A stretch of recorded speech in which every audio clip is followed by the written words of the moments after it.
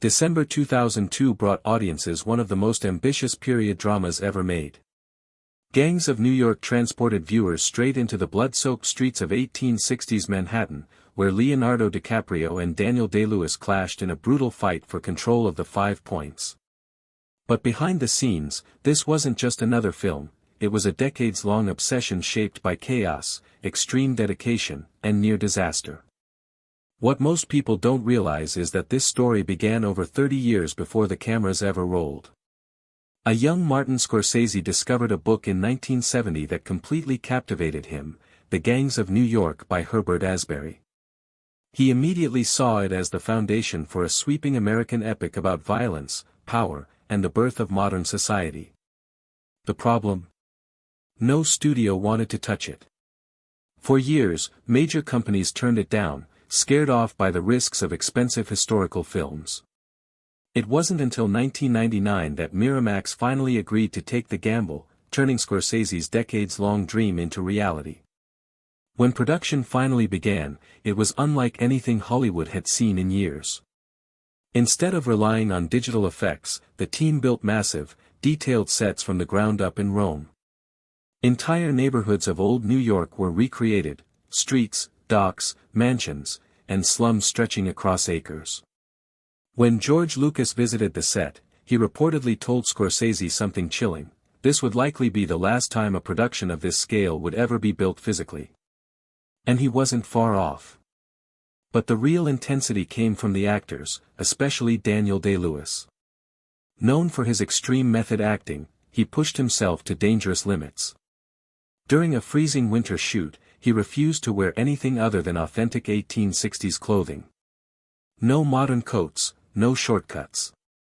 That decision led to pneumonia. Even then, he refused treatment because antibiotics didn't exist in his character's time.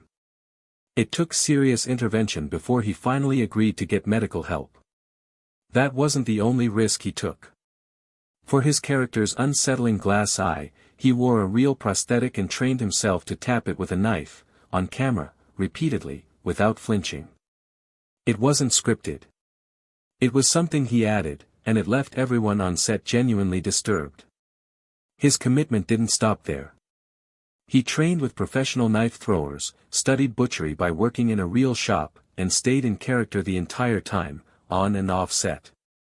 Even at dinner, he spoke in Bill the Butcher's intimidating voice. At one point, a waitress was so unnerved she refused to approach the table. The film itself was deeply rooted in real history.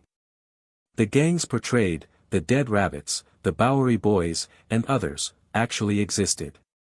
Their violence, their rivalries, even their political influence were all based on real accounts. In fact, many gang members from that era eventually became politicians, blurring the line between crime and power in ways that feel shockingly modern. Still, not everything was historically accurate. The real Bill the Butcher died years before the events shown in the film, but Scorsese extended his life to fit the story. It was a deliberate choice, one of many that balanced history with storytelling. Behind the scenes, the production was constantly on the edge of collapse. The budget spiraled out of control, eventually exceeding $100 million. Miramax was at serious risk of financial ruin. To keep the film alive, Scorsese reportedly gave up his salary, and DiCaprio accepted a significant pay cut.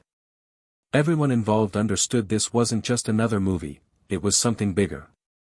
Even the release was complicated. The film had to be delayed multiple times, and at one point, DiCaprio was nearly set to compete against himself at the box office with another major release. Eventually, the dates were adjusted to avoid the clash. When Gangs of New York finally hit theaters, it received 10 Academy Award nominations. It seemed destined for major wins, especially for Scorsese, who had never won Best Director. But in a surprising twist, the film walked away with 0 Oscars. The night belonged to Chicago, leaving Scorsese's epic empty-handed despite its scale and ambition. One of the film's most powerful moments comes at the very end, a time-lapse showing New York's skyline evolving through history. Included in that sequence are the Twin Towers. After September 11, there was discussion about removing them, but Scorsese refused. For him, they were part of the city's story, just like everything else the film portrayed. In the end, Gangs of New York stands as more than just a movie.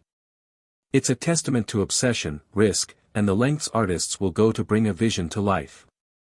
From near-fatal acting choices to decades of development and financial uncertainty, every frame carries the weight of that struggle.